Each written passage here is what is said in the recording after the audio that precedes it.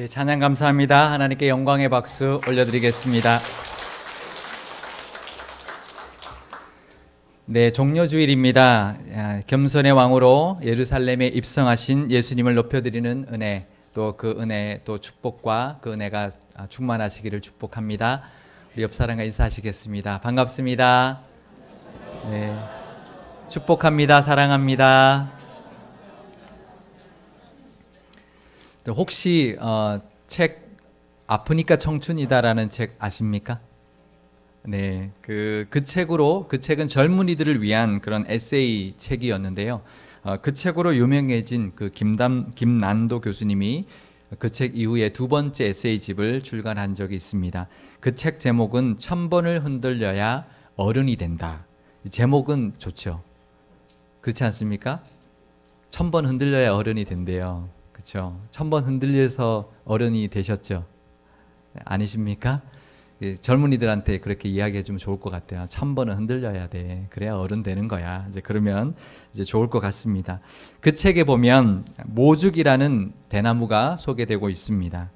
모죽은 중국에서 많이 자라는 대나무인데요. 씨를 뿌리면 5년 동안은 싹이 나오지 않습니다.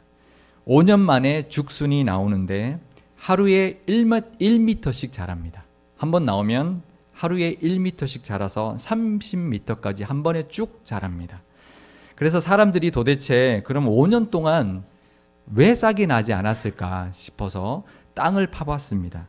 그랬더니 그 모죽이라는 대나무의 씨앗은 심으면 5년 동안은 뿌리만 내린다는 것을 알게 되었습니다.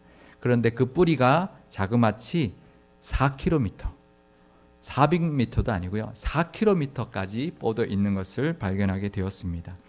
그러니 대나무 중에서 가장 높게, 가장 키가 크게 자라는 대나무이지만 어떤 비바람을 해도 절대 쓰러지지 않고 넘어지지 않는 나무입니다. 그래서 이 모죽은 결과가 더디게 나타나더라도 인내하라는 그런 교훈으로 할 때 자주 예를 드는 나무입니다. 그런데 이 모죽을 통하여 우리도 신앙적인 교훈을 얻을 수 있습니다. 낮아질 때 비로소 높아질 수 있습니다.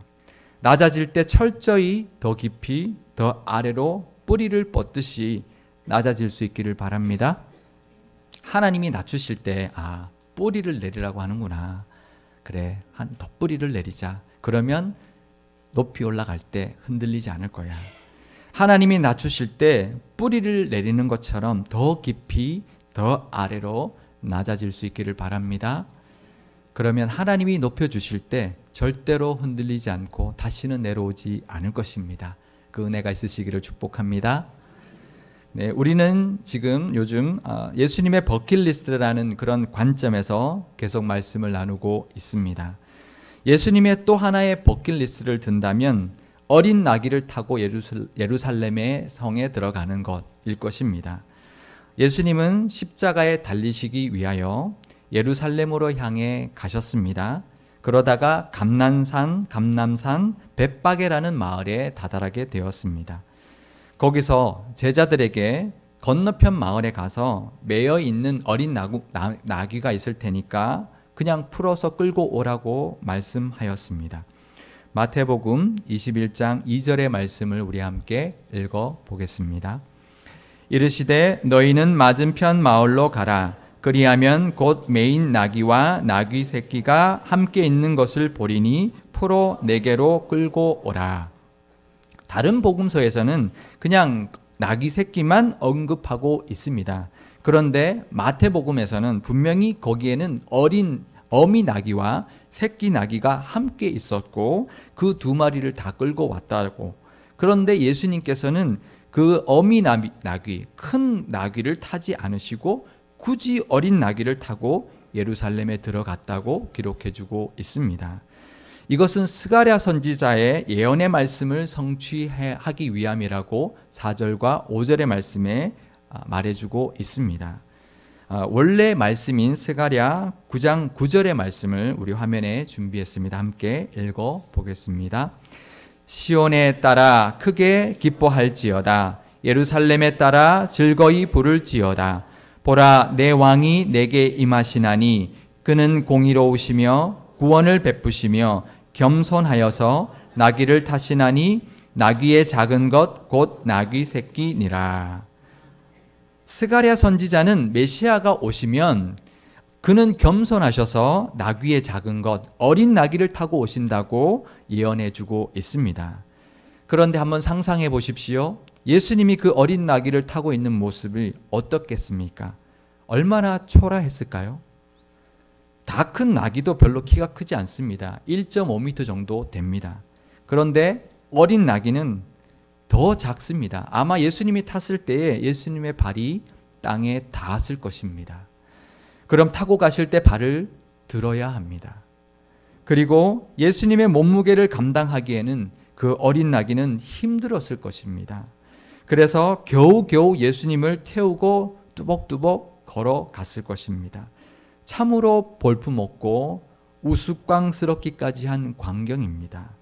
만왕의 왕이시고 천지를 지으시고 천지를 다스리시는 왕이신 예수님께서 왜 이렇게 어린 나귀를 타고 오셔야 했을까요? 물론 예언을 성취하기 위함이었습니다.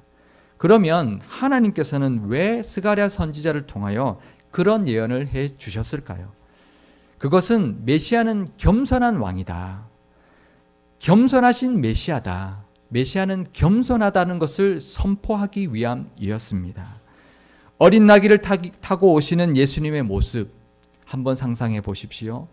그 예수님, 그 능력의 예수님께서 어린 나귀를 타고 오시는 그 예수님의 모습은 그 자체가 겸손입니다. 겸손의 선포이고 낮아짐의 모습입니다. 하지만 그것이 끝이 아니었습니다.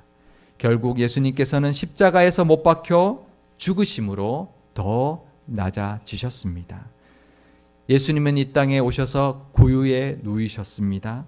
예루살렘에 입성할 때는 어린 나귀를 타셨으며 십자가에 죽으신 그 예수님은 지극히 땅끝까지 낮아지셨습니다. 겸손의 극치였습니다. 낮아짐의 끝이었습니다. 그것이 바로 우리 예수님의 모습이었습니다. 그런데 누구 때문에 그랬을까요? 바로 우리 때문이었습니다. 이 세상에 낮고 낮은 그 어떤 사람들까지도 다 품으시기 위한 예수님의 모습이었습니다. 예수님의 그 낮아지심은 우리를 구원하기 위함이었습니다. 마치 자식에게 따뜻한 밥 주려고 그 부모는 찬밥에 물 말아 먹는 그 모습처럼 예수님이 바로 그 낮아짐의 모습, 그것이 바로 예수님의 모습이었습니다. 자식에게 따뜻한 밥 주고 자신은 찬밥 물 말아 먹는 그 부모의 모습이 바로 이 예수님의 모습입니다. 그 예수님의 은혜에 감사할 수 있기를 바랍니다. 그런 예수님을 따르던 사람들의 모습은 세 가지로 나타나고 있습니다. 첫 번째는 사람들의 순종의 모습이었습니다. 예수님께서 제자들에게 매여 있는 어린 나귀가 있을 거다. 그냥 끌고 와라. 그렇게 말을 하십니다. 참으로 당혹스러운 말씀이었습니다. 하지만 제자들은 전혀 대꾸도 하지 아니하고 그 말씀에 순종하여 갔습니다. 그리고 나귀 주인에게 주가 쓰시겠다고 하는 예수님의 말씀을 전했습니다. 마태복음 21장 6절에서 7절의 말씀을 우리 함께 읽겠습니다. 제자들이 가서 예수께서 명하신 대로 하여 나귀와 나귀 새끼를 끌고 와서 자기들의 겉옷을 그 위에 얹음에 예수께서 그 위에 타시니. 그런데 그 제자들의 말에 나귀의 주인도 순순히 그 어미 나귀와 새끼 나귀를 내어 주었습니다. 겸손의 왕으로 오신 예수님의 그 겸손은 제자들의 그 순종과 그 나귀 주인의 순종으로 인하여 빛을 발하였습니다. 두 번째 사람들의 모습은 예수님을 향한 존경의 모습이었습니다. 마태복음 21장 8절의 모습을 8절의 말씀을 우리 함께 읽어 보겠습니다. 무리의 대다수는 그들의 겉옷을 길에 펴고 다른 이들은 나뭇가지를 베어 길에 펴고. 제자들이 먼저 겉옷을 벗어서 예수님이 앉으시게 나귀 위에 얹어서 예수님을 태웠습니다. 그리고 그 나귀를 타고 가시는 그 예수님 앞에 사람들은 자신들의 겉옷을 벗어서 예수님이 지나가는 길에 깔았습니다. 다른 사람들은 나뭇가지를 베어서 흔들며 그 길에 깔았습니다. 요한복음에서는 그 나뭇가지가 종려나무 가지였다고 기록해주고 있습니다. 종려나무는 승리와 번영을 상징하는 나무입니다. 이렇게 겉옷을 벗어서 길에 깔고 종려나무 가지를 흔드는 모습은 오시는 왕을 환호했던 그 당시의 모습이었습니다. 그 왕에 대한 존경의 표시의 모습이었습니다. 그래서 예수님께서 겸손의 왕으로 예루살렘에 입성하신 것을 기념하는 주일이 바로 종려주일이 되었습니다. 겸손으로 승리하셨고 낮아짐으로 번영하신 그 예수님의 영광을 높여드리고 찬양하는 우리 종려주일이 되실 수 있기를 바랍니다. 세 번째 사람들의 모습은 예수님을 향한 찬양의 모습이었습니다. 마태복음 21장 9절의 말씀을 우리 함께 읽겠습니다. 앞에서 가고 뒤에서 따르는 무리가 소리 높여 이르되 호산나 다윗의 자손이여 찬송하리로다. 주의 이름으로 오시는 이여 가장 높은 곳에서 호산나 하더라. 호산나는 원래 구원하소서라는 뜻의 히브리어 단어입니다. 그런데 바벨론 포로로 끌려간 후에 그 유대 사람들은 자신들의 언어를 잃어버리고 아람어를 사용하고 있었습니다. 하지만 그 호산나라는 단어는 사용했는데 그것은 단순히 기쁨과 환호의 구호로 그 단어를 사용하고 있었습니다. 그리고 다윗의 자손과 또 주의 이름으로 오시는 이라고 불렀던 것은 메시아를 뜻하는 호칭이었습니다. 그래서 호산나 다윗의 자손이여 찬송하리로다. 주의 이름으로 오시는 이여 가장 높은 곳에서 호산나라고 외쳤던 그 사람들의 외침은 요즘 말로 하면 메시아 만세, 메시아께 영광, 그런 환호성이었습니다. 그렇게 사람들은 겸손의 왕 예수님을 환호하고 찬양했습니다. 우리도 이 사람들처럼 겸손의 왕으로 오신 예수님께 이 종려주일에 순종과 존경과 찬송을 올려드려야 할 것입니다. 우리도 제자들과 그 나귀의 주인과 같은 순종으로 예수님께 드릴 수 있기를 바랍니다. 겉옷을 벗어서 땅에 깔고 종려나무 가지를 흔드는 존경을 겸손의 왕이신 예수님께 올려드릴 수 있기를 바랍니다. 호산나 다윗의 자손이여 가장 높은 곳의 영광이라는 환호와 찬송도 예수님께 올려드릴 수 있기를 바랍니다. 사람들은 비록 예수님을 정치적인 메시아로 환호하고 있었지만 우리는 겸손의 왕으로 오신 예수님, 십자가에 못 박혀 죽으시기 위하여 이 땅에 오신 예수님께 순종과 존경과 찬송을 올려드려야 할 것입니다. 그것이 이 종려주일에 하나님과 겸손의 왕으로 나귀 타고 오신 예수님에게 드려야 할 우리의 예배입니다. 그런 예배를 드릴 수 있기를 바랍니다. 우리 오늘 예배 드리실 때 그런 마음으로 드릴 수 있기를 바랍니다. 그리고 또한 우리가 해야 될 것이 하나 더 있습니다. 그것은 바로 예수님처럼 겸손의 삶을 살기로 결단하는 것입니다. 찰스 콜슨이라고 하는 미국의 기독교 작가는 그의 책 그리스도인은 이제 어떻게 살 것인가 라는 책에서 이런 이야기를 싣고 있습니다. 만약 예수님을 태운 그 어린 나귀가 착각해서 군중들이 환호하는 것이 자기를 환영하는 줄 알고 담내하려고 벌떡 일어났다면 어떻게 됐을까? 어떻게 됐을까요? 사람들이 환호하니까 자기를 환호하는구나. 그래서 벌떡 이렇게 앞발을 쳐들었다면 어떻게 됐을까요? 조금은 엉뚱한 것 같은 그런 상상과 묵상을 소개하고 있습니다. 아마 그랬다면 예수님은 그 나귀에서 떨어졌겠죠. 그리고 그 나귀는 환영은커녕 망신을 당했을 것입니다. 우리는 예수님을 태우고 가는 나귀입니다. 우리가 예수님처럼 환호받는 것이 아니라 우리는 예수님을 만왕의 왕이시고 겸손의 왕으로 오신 예수님을 태우고 가는 나귀여야 합니다. 그래서 우리는 순종해야 할 뿐만 아니라 그 겸손의 왕을 등에 업은 겸손을 우리가 베풀어야 합니다. 그 겸손의 모습으로 사실 수 있기를 바랍니다. 예수님은 이렇게 어린 나귀를 타신 겸손과 낮아지심의 모습을 보여주셨습니다. 하지만 그때 제자들은 함께 예수님과 같이 예루살렘에 들어갔고 그 환호를 했지만 그들 마음속에는 여전히 누가 큰지를 다투고 있었습니다. 마가복음 10장 35절에서 37절의 말씀은 제가 읽어드리겠습니다. 세베대의 아들 야고보와 요한이 주께 나와 여짜오되 선생님이여 무엇이든지 우리가 구하는 바를 우리에게 하여 주시기를 원하옵나이다. 이르시되 너희에게 무엇을 하여 주기를 원하느냐. 여짜오되 주여 주의 영광 중에서 우리를 하나는 주의 우편에 하나는 주의 좌편에 앉게 하여 주옵소서. 이 장면은 예수님께서 예루살렘에 입성하기 바로 직전이었습니다. 그때 세베대의 두 아들 요한과 야고보가 예수님께 찾아가서 예수님이 이제 예루살렘에 들어가시면 예수님의 나라를 세우실 것인데 그때 자신의 두 형제를 예수님의 좌편과 우편에 앉게 해달라고 청탁하고 있는 것이었습니다. 그런데 다른 제자들도 예수님께서 예루살렘에 입성하실 때 그렇게 겸손한 모습으로 들어가시는 것을 보았음에도 불구하고 예수님의 그런 낮아지신 모습을 본받기는커녕 여전히 누가 더 큰지를 다투고 있었습니다. 누가복음 22장 24절의 말씀 우리 화면에 준비했습니다. 함께 읽어보겠습니다. 또 그들 사이에 그중 누가 크냐 하는 다툼이 난지라.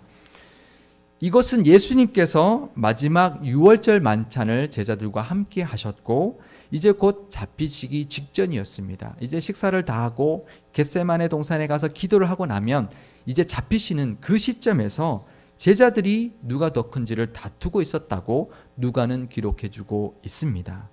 이 제자들의 모습 참 어리석고 참 예수님 보기에 참 어리석은 모습, 참 예수님 보기에 안타까운 모습이 바로 이 제자들의 모습이었습니다. 그런데 이 제자들의 모습이 우리의 모습입니다.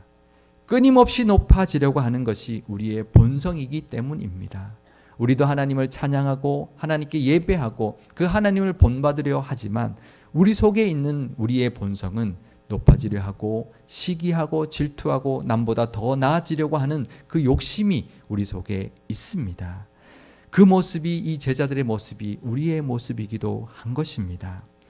우리가 바로 예수님을 태우고 가는 나귀라는 것을 우리는 기억할 수 있기를 바랍니다. 우리가 예수님 겸손의 왕으로 오신 그 예수님을 태우고 가는 겸손한 나귀, 그것을 잊지 마시기를 바랍니다. 우리가 구주로 고백하고 있는 그 예수님께서 이 땅에 어린 나귀를 타고 겸손의 왕으로 오셨다면 이제 우리도 겸손해야 할 것입니다. 겸손을 통한 낮아짐은 모죽이라고 하는 그 대나무가 땅속 깊이 뿌리를 내리듯이 우리의 믿음을 더욱 깊어지게 할 것이고 더욱 뻗어나가게 할 것입니다. 그러면 하나님의 때에 높여주시는 은혜가 있을 것입니다. 우리가 높여지려고 할 때는 하나님이 높이지 않습니다. 우리가 낮아지려고 할 때, 더 깊이 내려갈 때 하나님이 때에 하나님께서 높여주실 줄 믿습니다. 그 은혜가 있으시기를 축복합니다. 순식간에 가장 높이 자라는 그 대나무처럼 우리도 하나님께서 높여주실 것입니다. 우리도 하나님께 쓰임받게 될 것입니다. 더욱 겸손하게 낮아지시고 깊어지실 수 있기를 바랍니다. 나무가 뿌리를 내리듯이 뿌리를 내리듯이 나는 뿌리를 내린다. 내가 낮아져야 된다. 더 깊이 내려간다. 그렇게 더 깊이 더 낮게 겸손해지심으로 하나님을 높여드리고 예수님을 찬양해드리는 그 겸손의 왕으로 오신 예수님을 찬양하는 상일교회 모든 교우분들이 다 되실 수 있기를 주님의 이름으로 축원합니다. 우리 교회도 하나님께서 싹 틔우시기까지 낮아지고 깊어져서 하나님께 크게 쓰임받는 그런 교회가 될 수 있기를 주님의 이름으로 축원합니다. 기도하시겠습니다. 만왕의 왕이신 주님, 이 땅에 겸손의 왕으로 오셔서 십자가에 못 박혀 죽으심으로 우리를 구원해 주신 은혜에 감사드립니다. 이제 말씀에 늘 순정하며 예수님을 높여드리고 찬양하는 삶을 살게 도와주옵소서. 늘 높아지려는 제자들의 모습이 바로 우리의 모습입니다. 겸손하신 예수님을 닮게 하시고